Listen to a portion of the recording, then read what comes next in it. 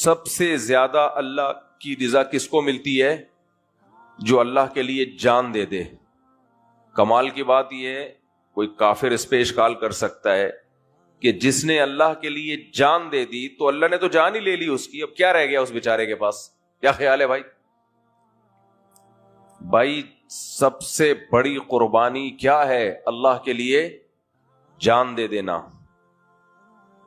جو بارڈر پہ ہمارے فوجی دے رہے ہیں. اس لیے خدا کے لیے اپنے جو عسکری طاقتیں ہیں نا، جہاں دفاع کی بات آئے ان کو سپورٹ کیا کرو. غلط کمنٹ جب میں دیکھتا ہوں تو خون کھولتا ہے. اس وقت پوری دنیا ہمارے کنٹری کے خلاف ہے، جتنی بھی بڑی عالمی طاقتیں ہیں. تو اس لیے جو لڑنے والے لوگ ہیں نا، ان کو ہلکا نہیں لیا کرو، ان کو سپورٹ کیا کرو. غیرت دکھاؤ، بے غیرتی مت دکھاؤ. سیاسی اختلافات چھوڑ کے جو فوجی لڑ رہے ہیں ان کو سپورٹ کرو. اس وقت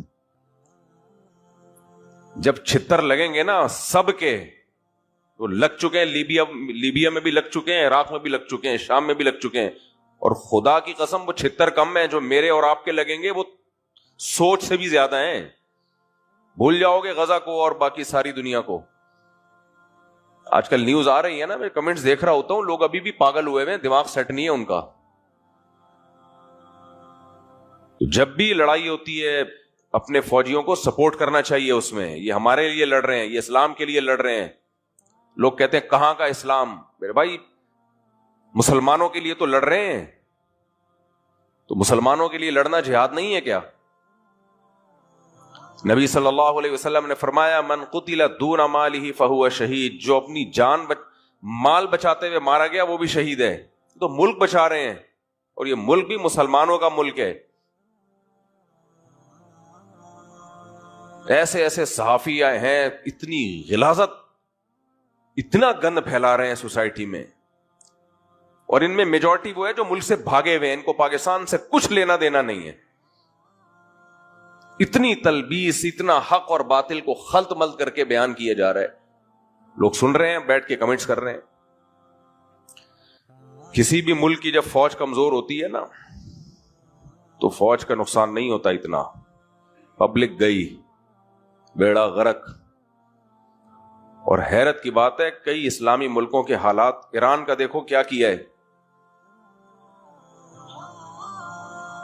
تو یہ ایک ایک کر کے نمبر آئے گا سب کا پھر. خیر کہیں اور کو جا رہا ہوں میں. بات کیا چل رہی تھی، دماغ سے نکل گیا. نہیں میں وہ بات کر رہا تھا شادی کو چاہیے، دونوں کا الگ الگ سوچ ہوتی ہے.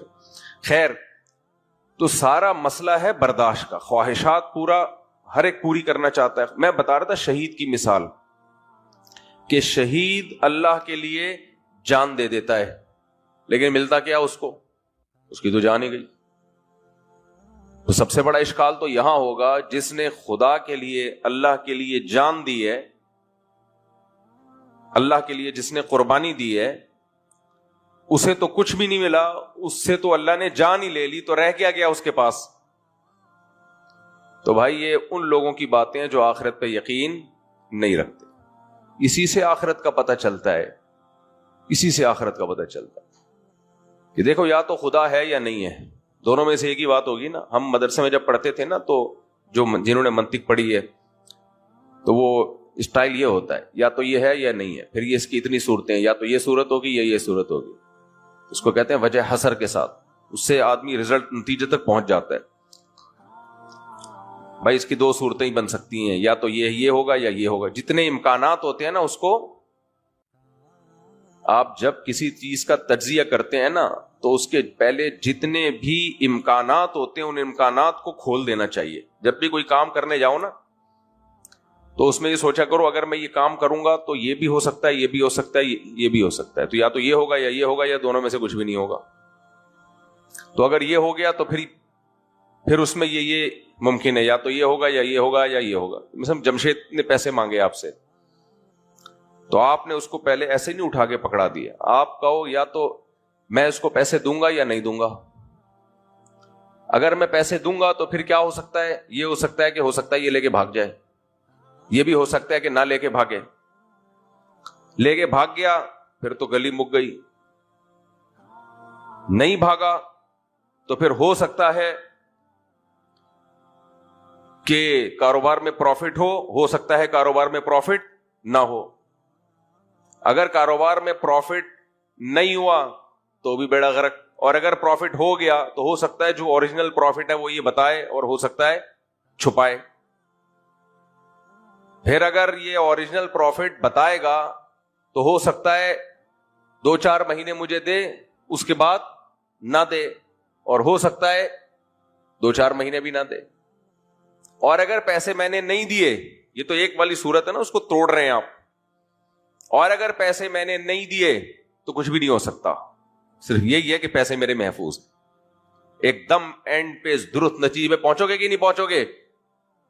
نتیجہ نکلا کہ نہیں دینے جمشید کو پیسے، نہیں آئی سمجھ میں بات؟ لوگ کیا کرتے ہیں، یہ تجزیہ نہیں کرتے، وہ کہتے ہیں جمشید پیسے مانگ رہا ہے، بزنس مجھے کما کے دے گا، یہ لے۔ او بھائی سارے امکانات پہ غور کرو،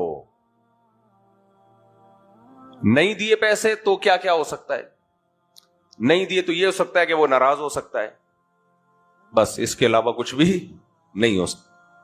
اب وہ ناراض یا تو ناراض ہوگا یا نہیں ہوگا، اگر نہیں ہوگا تو کوئی بات ہی نہیں ہے، اور اگر ہوگا تو اس کی ناراضی سے کیا کیا ہو سکتا ہے؟ اس کی ناراضی سے یہ ہو سکتا ہے کہ آپ کو ہو سکتا ہے نقصان پہنچائے، ہو سکتا ہے نقصان نہیں پہنچائے، نہیں پہنچائے تو کوئی مسئلہ نہیں ہے، نقصان پہنچائے تو کیا نقصان پہنچا سکتا ہے؟ تو اگر آپ سمجھ رہے ہو کہ آپ کے وہ سسرال سے اس کا تعلق ہے، یہ ایسا ناقابل تلافی نقصان پہنچا سکتا ہے کہ وہ پیسوں کے نقصان سے زیادہ ہے، تو پھر ٹھیک ہے غور کر لو، اور اگر ایسا نہیں ہے چل پتلی گلی سے نکل۔ اس کو کہتے ہیں وجہ حسر کے ساتھ کسی چیز کو بیان کرنا۔ تو ہر چیز میں یہ سوچا کریں، یا تو یہ ہوگا یا یہ ہوگا۔ ہمارے حضرت کے پاس کسی کا فون آئے کہ ڈاکٹر نے کہا ہے تم ہارٹ پیشنٹ ہو، کسی بھی ٹائم پہ مر سکتے ہو۔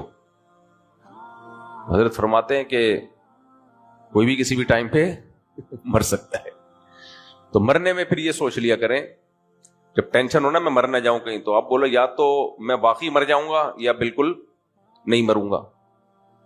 اگر مر گیا ختم کہانی، نہیں مرا تو آگے جا کے مر جاؤں گا۔ کیا خیال ہے بھائی؟ تو اس کو تجزیہ کیا کریں، یا تو یہ ہوگا یا مجھ سے لوگ پوچھتے ہیں عمران خان جیل سے چھوٹ جائے گا، میں کہتا ہوں یا تو چھوٹ جائے گا یا نہیں چھوٹے گا۔ کیا خیال ہے بھائی؟ وغیرہ وغیرہ، میں اس پہ زیادہ نہیں بات کرتا آگے۔ تو کیا ہو جائے گا، یعنی اس کا اینڈنگ پوائنٹ یہ کہ زیادہ سے زیادہ کیا ہو جائے گا بھائی، زیادہ سے زیادہ کیا ہو جائے گا؟ زیادہ سے زیادہ یہ ہو جائے گا میں اور آپ مر جائیں گے، کوئی ٹینشن لینے کا نہیں ہے، ویسے بھی کیا ہو جائے گا ہے بھائی، مر جائیں گے۔ وہ ایک چٹکلا ہے نا، روزے میں ہے تھوڑا سا فریش ہو جائیں گے آپ لوگ، چائے تو پی نہیں سکتے۔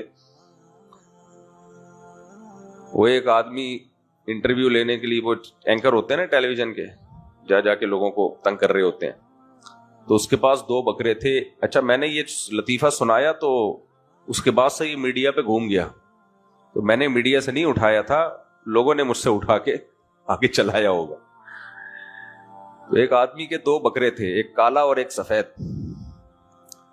تو ٹی وی کے جو اینکر ہوتے ہیں، جو نیوز اینکرز ہوتے ہیں، ان کو تھوڑی سی کچھ ہوتا ہے جا کے لوگوں سے پوچھنا، کیا ہوتا ہے وہ مسجد میں بتانا مناسب نہیں۔ تو وہ جا کے کہنے لگا یہ کالے والے بکرے کے بارے میں، کہا یہ بکرا کس کا ہے؟ انہوں نے کہا یہ میرا بکرا ہے۔ اور یہ سفید یہ کس کا ہے؟ انہوں نے کہا یہ بھی میرا ہے۔ اچھا بھائی اس کالے والے کو کیا کھلاتے ہو؟ اس نے کہا گھاس کھلاتا ہوں۔ نہیں، نے کہا ان دونوں بکروں کو کیا کھلاتے ہو؟ اس نے کہا کالے والے کو یا سفید والے کو؟ کہا کالے والے کو کہتے گھاس، اور سفید کو کہہ رہے اس کو بھی گھاس۔ ان دونوں کو تم نہلاتے ہو؟ کہتے کالے والے کے بارے میں پوچھ رہے ہو یا سفید والے کے بارے میں؟ اس نے کہا بھائی کالے والے کا بتا دے پہلے۔ کہہ رہے ہاں نہلاتا ہوں، اور کہہ رہے سفید کو، کہہ رہے اس کو بھی نہلاتا ہوں۔ اچھا بھائی ان کو چرانے کے لیے، ٹہلانے کے لیے لے کے نکلتے ہو کہ تو کالے والے کی بات کر رہے ہیں سفید والے کی بات کر رہے ہیں؟ کالے والے کا بتاتے، کہہ رہے ہاں ٹہلاتا ہوں، اور سفید کہہ رہے اس کو بھی ٹہلاتا ہوں۔ جن لوگوں کے پاس فالتو ٹائم ہوتا ہے نا وہ اس طرح پاکستان میں ویلے بہت ہیں، میں نے دیکھا ہے، مجھے اندازہ ہو جاتا ہے کسی شخص کے بارے میں کہ یہ کتنا فارغ ہے، تو اور پھر وہ کہہ رہا ہوتا ہے مجھے روزگار نہیں مل رہا. بھائی تیرے اسٹائل سے لگ رہا ہے کہ تو فارغ ترین آدمی ہے، تجھے کہاں سے ملے گا روزگار، اور ملے گا بھی تو بیڑا غرق کرے گا. تو پھر اس سے پوچھا کہ بھائی یہ تو کیوں اتنی بڑی مصیبت کھڑی کی ہوئی ہے، کالا والا سفید، جب دونوں کے ساتھ ایک ہی معاملہ ہے تو پھر یہ کہہ دیا کرے نا ہاں بھائی دونوں کو نہلاتا بھی ہوں، دونوں کو گھاس بھی کھلاتا ہوں. وہ کہتے ہیں اصل میں بات یہ ہے کہ کالا والا میرا ہے. کہتے ہیں اور سفید والا، کہہ رہے وہ بھی میرا ہے. اس کو کہتے ہیں تجزیہ کرنا. تو خواہشات کسی کی پوری نہیں ہوتی، کہیں نہ کہیں بریک لگانی پڑتی ہے. خوش قسمت لوگ وہ ہیں جب ان کی خواہش پوری نہ ہو تو وہ اللہ کی تقدیر پہ راضی رہیں، بلکہ اللہ کے لیے خواہشات کو ذبح کر دیں. جن میں شہید سب سے پہلے ہے. سب سے زیادہ، سب سے بڑی قربانی خدا کے لیے کس کی ہوتی ہے؟ شہید کی ہوتی ہے. شہید کی قربانی چونکہ زیادہ ہے تو میرے بھائی سوال پیدا ہوتا ہے اللہ تو اس سے جان لے رہا ہے، اس کو بیچارے کو کیا ملا؟ تو یہی اس کا جواب ہے کہ یہ دنیا دار العمل ہے، دار الجزا نہیں ہے. اگر یہ دار الجزا ہوتی تو سب سے زیادہ دنیا میں شہید کو نوازا جاتا کہ اللہ وہ شہید ہوا، اللہ اس کو اسی وقت دوبارہ زندہ کر دیتا کہ جا بھائی عیاشی کر. لیکن یہاں لوگ بڑی بڑی قربانیاں دیتے ہیں، اور قربانی دینے کے بعد ان سے دنیا کی سب سے بڑی دولت جسے زندگی کہا جاتا ہے وہ زندگی چھن جاتی ہے. اب یا تو یہ اللہ پہ اشکال ہے، اے اللہ تیرے لیے لوگ قربانی دے رہے ہیں اور تو کچھ بھی نہیں کر رہا، یا پھر میرے بھائی اللہ نے صحیح کہا ہے کہ اس زندگی کے بعد ایک اور زندگی ہے. یہ ایسے جیسے خواب دیکھ رہے ہیں ہم، خواب ہے اصل. وَلَدَّارُ الْآخِرَةُ وَإِنَّ الدَّارَ الْآخِرَةَ لَهِيَ الْحَيَوَانُ. قرآن کہہ رہا ہے اصل آخرت کی زندگی ہے، یہ کچھ بھی نہیں ہے. تو جب تک وہ آخرت دماغ میں آئے گی نہیں نا، کامیابی اور ناکامی اور اچھائی اور برائی کا کانسیپٹ ہی کلیئر نہیں ہوگا. دیکھو کافر 180 ڈگری پہ ہوتا ہے مسلمان سے، وہ خوش ہو رہا ہوتا ہے کہ میں بالکل فٹ فاٹ ہوں. مسلمان کو اس سے غرض نہیں ہے کہ مجھے خوشیاں مل رہی ہیں، غم مل رہے ہیں. مسلمان کو سب سے پہلے اس سے غرض ہے کہ یہ خوشیوں میں اللہ راضی بھی ہے کہ نہیں ہے. حرام کما کے بھی خوشیاں مل جاتی ہیں نا لوگوں کو، پیسہ کما لیتے ہیں. انسانوں کو قتل کر کے بھی لوگ عیاشی کرتے ہیں، تو عیاشی تو ہے وہ بھی، لیکن اللہ اس پہ راضی ہے یا نہیں ہے؟ اللہ خوش ہے یا نہیں ہے؟ اللہ خوش نہیں ہے تو کیا کرنا ہے بھائی؟ اللہ خوش نہیں ہے تو کیا کرنا ہے؟ کہ کافر کے پروپیگنڈے سے متاثر نہیں ہونا چاہیے، اس کے لیبل سے متاثر نہیں ہونا چاہیے. وہ عنوان بہت اچھے لگاتا ہے. زہر کسی کو کھلانے کے 2 طریقے ہوتے ہیں. ایک یہ کہ آپ بھی بتائیں کہ یہ زہر ہے، کھا لو. دنیا میں کوئی بھی بے وقوف وہ زہر نہیں کھائے گا. ایک طریقہ یہ ہوتا ہے کہ اس کو آپ شوگر کوٹڈ کرو، لڈو میں بند کر کے دے دو آپ، تو وہ لڈو سمجھ کے کھا جائے گا اور شروع میں اس کو مزہ بھی بہت آئے گا. تو آدھا پونے گھنٹے کے بعد جا کے پتہ چلے گا کہ میرے ساتھ ہوا کیا ہے. اللہ تعالیٰ ہمیشہ سے یہ چاہتے ہیں کہ میں انسانوں کو انسانوں کی غلامی سے نکالوں، اور کس کی غلامی میں لے کر آؤں؟ خدا کی غلامی میں، اللہ کی غلامی میں. اس کے لیے اس نے پیغمبروں کو بھیجا. لہذا خوب اچھی طرح سمجھ لو، آزاد زندگی صرف اسی کی ہوگی جو پیغمبروں کو فالو کرے گا. اس کے علاوہ کسی کی زندگی بھی آزاد نہیں ہے. آج جو دنیا میں سیاسی حالات ہیں، دنیا برائی کو اچھائی کہہ رہی ہے اور اچھائی کو برائی کہہ رہی ہے. غزہ کی پٹی میں چند لاکھ لوگ رہتے ہیں اور وہ حملہ کرتے ہیں اسرائیل پر، اور جواب میں اسرائیل غزہ پہ حملہ کرتا ہے. دنیا کی آنکھوں میں دھول جھونکی جا رہی ہے، اور کہا جا رہا ہے پہل کس نے کی ہے؟ مغربی میڈیا جو ظلم دکھا رہا ہے نا اس وقت فلسطین میں جو ظلم ہو رہا ہے، حالانکہ وہ بہت کم دکھا رہا ہے، وہی انسان کے ہوش اڑانے کے لیے کافی ہے. اس طرح معصوم بچوں کو قتل کیا جا رہا ہے. جب آپ ان لوگوں سے پوچھتے ہیں کہ یہ اسرائیل کیا کر رہا ہے، تو جواب میں کہتے ہیں کہ پہل کس نے کی ہے۔ شاعر کا ایک شعر ہے نا، وہ قتل بھی کرتے ہیں تو چرچا نہیں ہوتا، ہم آہ بھی کرتے ہیں تو ہو جاتے ہیں بدنام۔ یہ پہل غزہ کی طرف سے نہیں ہوئی ہے، یہ فلسطینیوں کی طرف سے نہیں ہوئی ہے۔ ہم نے دنیا میں بڑے بڑے منجن بکتے ہوئے دیکھے ہیں، مجھے افسوس اس پر ہوتا ہے۔ ہماری کرکٹ ٹیم انڈیا میں جب اس نے فلسطینیوں کے حق میں آواز اٹھائی تو بہت سے ہندوؤں نے ان کے خلاف احتجاج کیا۔ ساری دنیا کو معلوم ہے کہ اس جنگ میں صحیح کون ہے اور غلط کون ہے، ساری دنیا کو 2 اور 2 4 کی طرح معلوم ہے یہ بات، لیکن دنیا کی وہ عظیم طاقتیں جو صبح و شام ہمیں تہذیب سکھاتی ہیں، ہمیں دہشت گرد کہتے ہیں، ہمیں دنیا کا امن خراب کرنے والا کہتے ہیں، بار بار ہمیں تانا دیتے ہیں کہ اسلام تلوار سے پھیلا ہے، بار بار ہمیں دہشت گرد اور چیکنگ کتنی ہوتی ہے، جو کوئی پاکستانی یا کوئی مسلمان جاتا ہے ان کنٹریز میں اتنی زیادہ چیکنگ ہوتی ہے۔ آپ 40-50 سالوں کی تاریخ اٹھا کے دیکھو، آپ کو پتا چلے گا کہ یہ بڑی طاقتیں کیسے دنیا کی آنکھوں میں دھول جھونکنے کی کوشش کرتی ہیں۔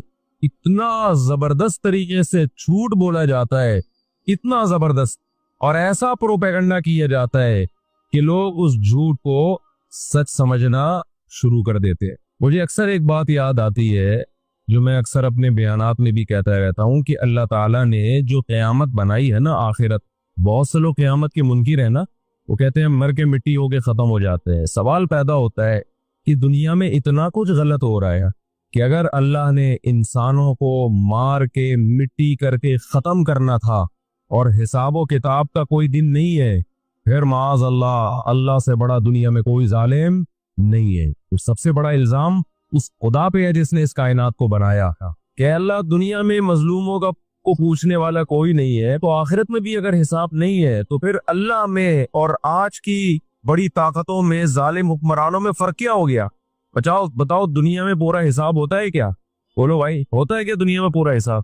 جنرل مشرف کی بہت ساری باتیں جن سے ہم متفق نہیں، کچھ باتیں بڑی خاندانی کر گیا، وہ کچھ غلط لوگ بھی صحیح باتیں کر جاتے ہیں۔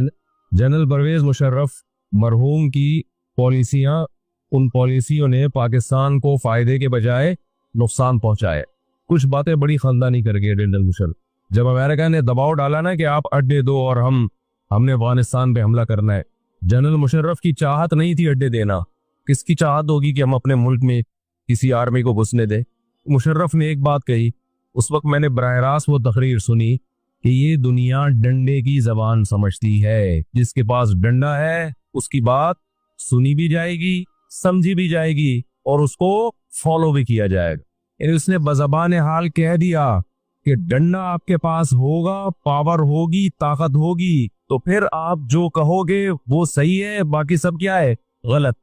آج دنیا نے ڈنڈے کے زور سے منوا لیا ہے دنیا سے کہ جس کو ہم صحیح کہہ رہے ہیں وہ صحیح ہے، دلائل کی دنیا میں جانے کی ضرورت نہیں ہے۔ اس وقت دنیا میں 2 بڑی طاقتیں ہیں جو اس وقت تیسری ورلڈ وار کی طرف دنیا کو لے کے جا رہی ہیں۔ آپ کو پتہ ہے پہلی جنگ عظیم میں کتنے لوگ ہلاک ہوئے، دوسری جنگ عظیم میں کتنے لوگ ہلاک ہوئے، اور اب جب تیسری جنگ عظیم ہوگی تو ہلاکتوں کا جو ریشو ہوگا، میں سمجھتا ہوں آدم علیہ السلام کے زمانے سے لے کر اب تک دنیا میں جتنی ہلاکتیں ہوئی ہیں وہ ایک طرف ترازو کے ایک پلڑے میں رکھتے ہیں آپ، اور یہ تیسری جنگ عظیم جو اسرائیل کی وجہ سے ہونے جا رہی ہے اس میں جو ہلاکتیں ہوں گی وہ تمام ریکارڈ توڑ دیں گی، اور اس کا ذمہ دار برطانیہ، امریکہ اور اسرائیل ہوگا، جو دنیا میں سب سے زیادہ تہذیب کے ٹھیکیدار سمجھے جاتے ہیں۔ اس لیے میرے سامنے یہ نہ کیا کرو گورے کے اخلاق بہت اچھے ہوتے ہیں، تھینک یو سے بات شروع کرتا ہے، تھینک یو پہ ختم کرتا ہے۔ یہ ان کا تھینک یو قیامت کے دن ان کو خدا کے عذاب سے نہیں بچائے گا۔ ہمارا وہ شخص جو گالی سے بات شروع کر کے گالی پہ ختم کرتا ہے، خدا کی قسم ان سے اچھا ہے، وہ دنیا میں وہ ظلم اور بربریت نہیں کرتا جو یہ لوگ کر رہے ہیں۔ بہت آج نا ایٹیٹیوڈ، ان کے اخلاق، ان کی سڑکیں، ان کے روڈ، او بھائی دنیا کا خون چوس رہے ہیں یہ، اس اخلاق کا کیا کر رہے ہیں آپ نے؟ عراق میں جو بھوک سے بچوں کو مارا ہے وہ کس نے مارا ہے؟ مسلمانوں نے مارا ہے یا ان 27 اتحادیوں نے مارا ہے؟ وہ عراق اب تک اپنے پاؤں پہ کھڑا نہیں ہو پایا ہے۔ اس تباہی کا جو سینکڑوں بچے یونائٹڈ نیشن کی رپورٹ کے مطابق عراق میں بھوک سے مرے ہیں، ان کا ذمہ دار سعودی عرب ہے، پاکستان ہے یا وہ 27 اتحادی ممالک ہیں جو سارے غیر مسلم کنٹریز ہیں جنہوں نے. تو یہ کیا ہے؟ تو کہہ رہے ہیں مجھے تو اسلام کے بارے میں اشکالات شروع ہو گئے. میں نے کہا آپ نے جن سے یہ تقریر سنی ہے نا کہ نیک لوگ کی روح آرام سے نکلتی ہے، بروں کی مشکل سے نکلتی ہے، انہوں نے آدھی بات بتائی ہے، پوری نہیں بتائی. میں نے کہا یہ تو صحابہ کے دور میں نے کہا اگر آپ حدیثیں پڑھ لیتے ایک آیت سے کبھی تھوڑی مسئلہ حل ہوتا ہے. آپ کسی کی ایک بات لے رہے ہیں، دوسرے موقع پہ جو اس نے تشریح کی ہے وہ آپ نہیں لے رہے. میں نے کہا معاذ اللہ اگر کسی کی کوئی موت کی کسی کو بہت تکلیف ہو رہی ہے، اس معاذ اللہ اس کے برے ہونے کی علامت ہے، تو یہ تو پھر کفر ہے. احادیث میں آتا ہے کہ آپ صلی اللہ علیہ وسلم کو موت کی تکلیف دوسروں سے زیادہ ہوئی ہے. آپ صلی اللہ علیہ وسلم فرمایا اوعکو کما یوعکو رجلان منکم، مجھے بخار میں اتنی تکلیف ہوتی ہے جتنی تم میں سے 2 آدمیوں کو ہوتی ہے. آپ پر جب بیماری آتی تھی نا آپ کو تکلیف دوسروں سے زیادہ ہوتی تھی. اور امی عائشہ رضی اللہ تعالی عنہا فرماتی ہیں کہ نبی صلی اللہ علیہ وسلم کا سر مبارک میری گود میں تھا جب آپ کی روح نکلی ہے، اور آپ کی جو میں نے موت کی تکلیف دیکھی ہے، جس شدت میں آپ جس تکلیف میں تھے، اس کے بعد مجھے کسی کی موت کی جو آسانی سے کوئی دنیا سے گیا ہو نا، اس کے مرنے پر مجھے کبھی رشک نہیں آیا. رشک کا کیا مطلب؟ کہ بھئی یہ اتنی آسانی سے چلا گیا تو اس کا مطلب یہ زیادہ اچھا تھا، اور معاذ اللہ آپ صلی اللہ علیہ وسلم کے اعمال کم تھے، تو یہ تو ممکن نہیں ہے نا. کہتے ہیں مجھے کبھی کسی پہ رش نہیں آیا کہ آرام سے مر گیا تو بہت نیک ہوگا. ٹھیک ہے نا، بہت مشکل ہے سمجھانا. امی عائشہ فرماتی ہیں کہ یعنی امی عائشہ کی حدیث کا مفہوم بیان کر رہا ہوں کہ نبی صلی اللہ علیہ وسلم کی موت کے وقت جو تکلیف کی حالت تھی اس کو جب سے میں نے دیکھا ہے، تو امی عائشہ کی بات کا خلاصہ یہ ہے کہ اب اگر میں کسی کو دیکھتی ہوں نا کہ آرام سے روح نکل رہی ہے، یعنی آرام سے مر رہا ہے، دنیا سے جا رہا ہے، تو مجھے اس پہ رش نہیں آتا کہ وہ بہت نیک ہوگا. کیا مطلب؟ اس کا نیک عمل سے تعلق بولتے کیوں نہیں ہے. لیکن ہمارے ہاں سارا مدار کس پر ہے؟ مرنے کے بعد شکل کیسی ہے اس کی؟ آڑا ترشا ہو گیا تو جہنم میں جا رہا ہے اس کا مطلب. اور اگر مرا ہوا ہے دانت کھلے میں ایسا لگ رہا ہے مسکرا رہا ہے، سیدھا کہاں جا رہا ہے؟ او بھائی اگر خدا نخواستہ کوئی لکوے کا مریض تھا، کوئی فالج کا مریض تھا، وہ تو مرے گا تو اس کا تو بیچارے کا ہوگا تھوڑا سا چہرہ بھی ٹیڑھا ہو سکتا ہے، کچھ بھی ہو سکتا ہے، نیک لوگوں کا بھی ہو سکتا ہے. تو مدار کس پر ہے؟ اعمال پر. اور نیک لوگوں کو بعض دفعہ موت کے وقت ڈبل تکلیف دی جاتی ہے. ایک تو اس لیے دی جاتی ہے، یا تو اس لیے کہ کوئی گناہ ان کا باقی رہ گیا ہوتا ہے. اللہ کیا کہتے ہیں؟ بھائی قبر میں جانے سے پہلے اس کو ہمارے پاس دھلا کے لے کے آؤ، صاف ستھرا ہو کے. اب ہمارے پاس آ رہا ہے تو اب ہم نہیں چاہتے کہ اس کے گناہوں کی گٹھری ہو، اس کو پاک صاف کر کے لے. میں نے بڑے بڑے بزرگ دیکھے جن کو آخری وقت میں بہت مصیبت میں گزری ان کی، یعنی زندگی کے آخری ایام، بیٹیوں کی ٹینشن، کسی بیٹی کو طلاق ہو گئی، وہ گھر آ گئی، کوئی اور مسئلہ ہو گیا، تو بڑی ٹینشن میں آخری وقت. لیکن وہ زبان سے کیا کہتے تھے؟ شکر. کیا شاید اللہ تعالیٰ ہمارے گناہوں کو معاف کرنا چاہتا. اولاد کی حدیث میں آتا ہے کہ انسان کو اس کی گھر والی کی طرف سے، اس کی اولاد کی طرف سے، اس کے جسم کی طرف سے تکلیفیں پہنچتی رہتی ہیں اور اس کے گناہ معاف ہوتے رہتے ہیں حتی لقی اللہ طاہرا مطہرا. جب اللہ کے پاس آتا ہے نیٹ کلین، بالکل گناہوں سے پاک صاف ہو گیا. لیکن یہ تکلیف وہ ہوتی ہے جس میں صبر کی توفیق بھی ملتی ہے، کیونکہ اللہ دے رہا ہے نا تکلیف، اور اللہ سزا کے طور پہ نہیں بلکہ کفارے کے طور پہ، تاکہ ہمارے پاس آئے تو صاف ستھرا ہو گئے. تو اس تکلیف میں پھر صبر کی توفیق. اس لیے علماء کہتے ہیں جس تکلیف میں صبر کی توفیق مل رہی ہے سمجھ لو یہ رحمت ہے. یہ کیا ہے؟ رحمت. یہ اللہ آپ کو بنانا چاہ رہا ہے کچھ. اب لوگ کہتے ہیں یہ والی تکلیف کیوں، وہ والی کیوں نہیں آئی، یہ تو بہت زیادہ ہو گئی. تو بھائی اللہ سے کوئی نہیں لڑ سکتا، وہ جو دے رہا ہے وہ اس پہ صبر کرو. اسی کو کہتے ہیں تقدیر پر رضا. جو اللہ نے مقدر کیا ہے بس ہم اس پہ کیا ہیں؟ کوشش کریں گے اللہ سے عافیت مانگیں، اے اللہ ہمیں تکلیفیں نہیں چاہیے، ہم تو ویسے ہی کمزور ہیں، ایسا نہ ہو تکلیف میں اور یا نافرمانی پہ نہ آ جائیں. ہمیں تو خوشیوں بھری زندگی چاہیے، اور اللہ ان خوشیوں میں شکر کی توفیق دے کے گناہ معاف کر دے. ٹھیک ہے نا؟ جیسے لوگ حکیم کے پاس جاتے ہیں، حکیم صاحب کے پاس 2 طریقے ہوتے ہیں علاج کے. ایک طریقہ تو یہ کہ بھائی یہ کڑوی گولی ہے، 2-3 کھاؤ گے فٹ فاٹ ہو جاؤ گے، اس میں یہ بھی پرہیز، یہ بھی پرہیز، یہ بھی پرہیز. اور ایک طریقہ ہوتا ہے بھائی دودھ جلیبی کھاؤ، علاج لمبا ہو جائے گا لیکن وہ دوا میں کیا ہے؟ دودھ جلیبی. تو آپ کہتے ہو بھائی یہ دودھ جلیبی والا مجھے دے دو، ٹھیک ہے لمبا علاج کروا لوں گا، فائدہ دیر سے ہوگا، لیکن میں یہ کریلے کا جوس نہیں پی سکتا. تو ہم نالائق لوگ ہیں. شکر سے بھی انسان کے ترقی ہوتی ہے، تو اللہ سے یہی مانگنا چاہیے اللہ ہمیں نعمتیں دے، تکلیفوں سے بچا، اور شکر کی توفیق دے تاکہ ہمارے درجات بلند ہو. تو شکر کے بھی تو بڑے فضائل ہیں نا. تو مانگنے تو کیونکہ عبدیت اور غلامی کا تقاضا یہ ہے کہ اللہ سے عافیت مانگی جائے, لیکن اللہ تکلیف دے دے تو اس پہ صبر.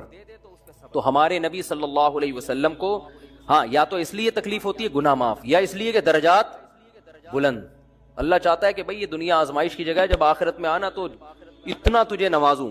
تو ہمارے نبی صلی اللہ علیہ وسلم جنت میں آخرت میں سب سے اعلیٰ مقام کس کا ہوگا؟ سید الانبیاء محمد صلی اللہ علیہ وسلم, حضرت آدم سے بھی زیادہ, نوح علیہ السلام سے بھی زیادہ. تو اللہ نے فرمایا کہ آپ کو پروٹوکول دینے کے لیے آخری جو اب آپ کا آخرت کا سفر ہے نا, اس میں مادی تکلیف آپ کو دوسروں سے زیادہ دی جائے گی. یہی وجہ ہے کہ حضرت فاطمہ رضی اللہ تعالی عنہا آپ کی چہیتی بیٹی, جب انہوں نے آپ صلی اللہ علیہ وسلم کی اس تکلیف کو دیکھا نا, جو موت کے وقت تکلیف تھی اور جو بخار کی شدت تھی, واہ کربا ابتا, فرماتی تھی ہائے میرے والد کا کرب. بہت زیادہ غمزدہ ہو گئی ان کو دیکھ کر کس قدر تکلیف میں ہے. تو آپ صلی اللہ علیہ وسلم نے فرمایا لا کربا علی ابیک بعد الیوم. کیسے تسلی کے جملے. اپنی بیٹی سے فرمایا ہے فاطمہ تیرے باپ پر آج کے بعد کوئی تکلیف, بولو لا کربا علی ابیک بعد الیوم. اس میں بھی آپ صبر کا پہلو تلاش کر رہے ہیں, شکر کا. بس یہ اللہ کی طرف سے آخری ہے. آج کے بعد اے میری بیٹی تیرے باپ پر کوئی تکلیف نہیں. اپنی بیٹی کو بھی تسلی دے رہے ہیں کہ غم ہلکا کر, بس یہ اللہ کی طرف سے آخری ہے, آج کے بعد کوئی تکلیف نہیں ہوگی. تو ہمارے ہاں وہ بیچارہ تکلیف سے جا رہا ہے, تو یار دیکھا آ گیا نا سامنے, لگے یہ دیکھا, ہم تو کہتے تھے بندہ ہی 2 نمبر ہے, اب آ گیا نا. دیکھو کیسے مر رہا ہے. اور پیغمبروں کو تکلیف تو دی جاتی ہے, لیکن کوئی ایسا عیب نہیں ہوتا, ایسی بیماری نہیں ہوتی جو لوگوں میں معیوب سمجھی جاتی ہو. یہ نہیں ہوتا, کیونکہ پیغمبر اللہ کے قاصد ہیں, تو اللہ ان کو ہر لحاظ سے امت کو یہ بتانا چاہتے ہیں یہ میرے رسول ہیں, یہ میرے سفیر ہیں. تو کوئی بھی ایسی چیز جس کی وجہ سے لوگوں کو ان سے نفرت ہو, یا طبعی نفرت جو انسان کے اختیار میں نہیں ہوتی, تو اللہ ایسی بیماری اور ایسی تکلیف سے بچاتے ہیں ان کو. سمجھ میں آ رہی ہے بات. لیکن امتی کو ایسی تکلیف ہو سکتی ہے. یہ جو ختم نبوت کے علماء کہتے ہیں نا مرزا غلام احمد بیت الخلاء میں گر کے مر گیا, تو بعض لوگ کہتے ہیں وہ تو بیت الخلاء میں تو فلاں بزرگ کا بھی انتقال ہوا تھا, فلاں کا بھی بزرگ کا ہو سکتا ہے, پیغمبر کا بیت الخلاء میں انتقال بولو نہیں ہو سکتا, کیونکہ پیغمبر کو اللہ ایسے عیب سے بچاتے ہیں جو انسانوں میں عیب سمجھے جاتے ہیں.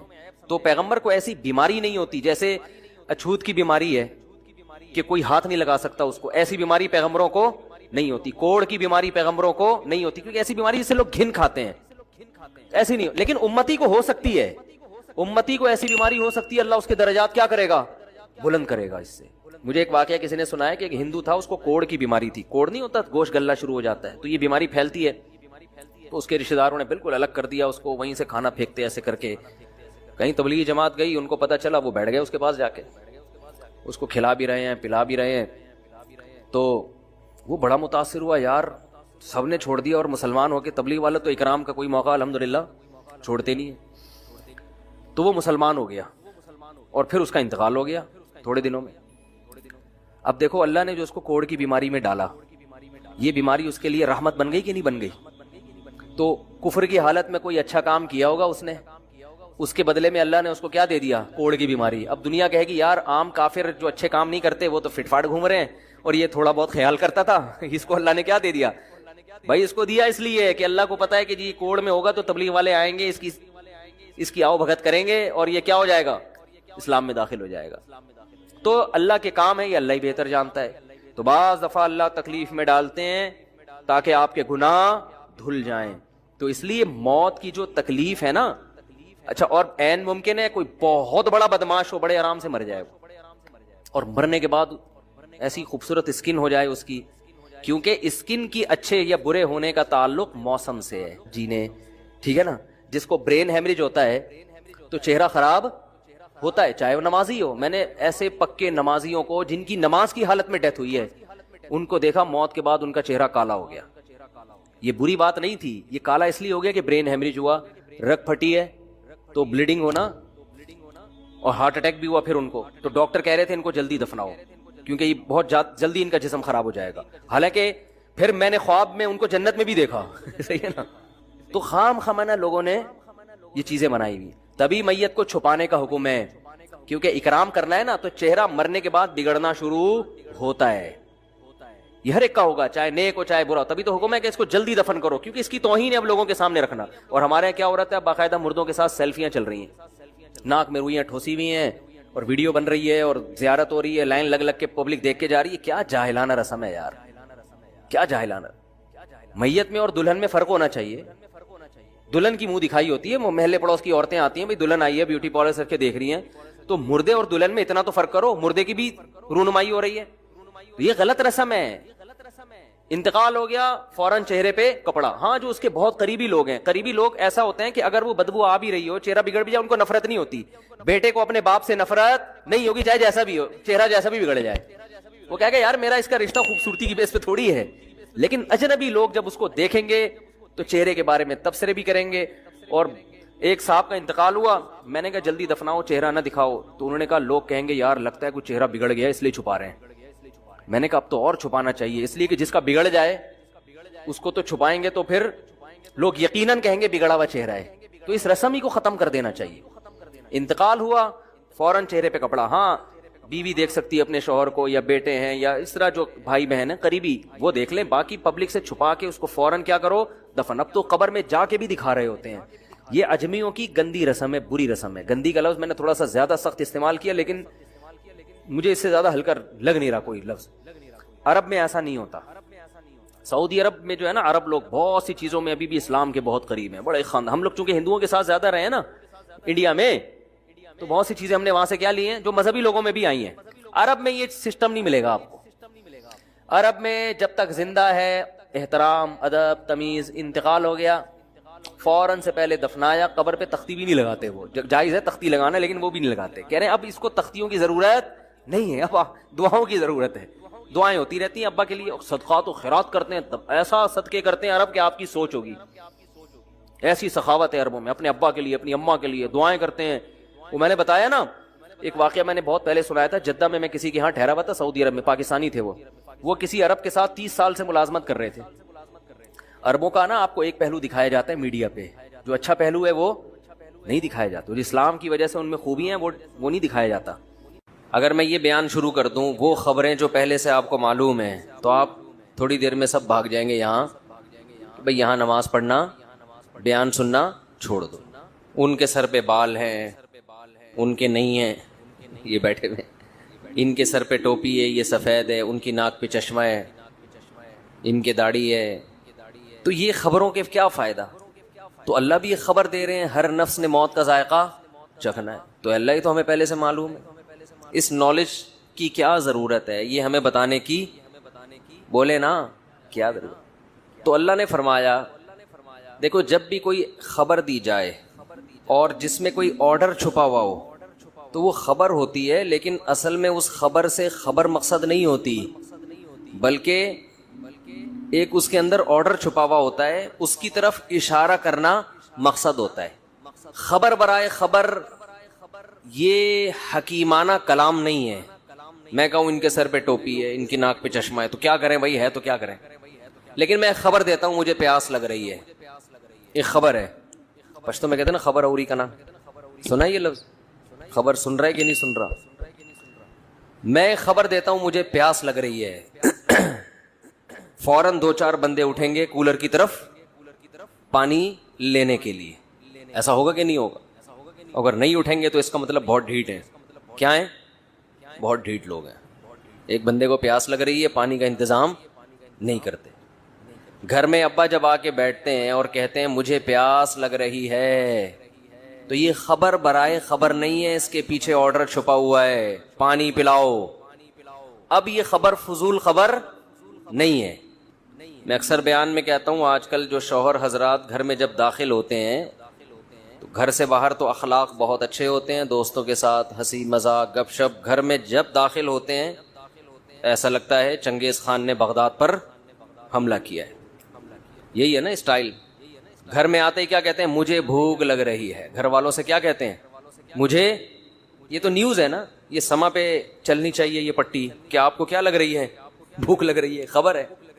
تو لیکن یہ خبر برائے خبر نہیں ہوتی. اس کا مطلب ہوتا ہے کھانا فوراً چاہیے, یہ آرڈر ہے کھانا لگا دو. اس خبر میں کیا چھپا ہوا ہے؟ بولو نا یار کیا ہو گیا؟ آرڈر چھپا ہوا ہے، کھانا لگا دو، بھوک لگ رہی ہے، یہ خبر ہے، اس کے اندر ایک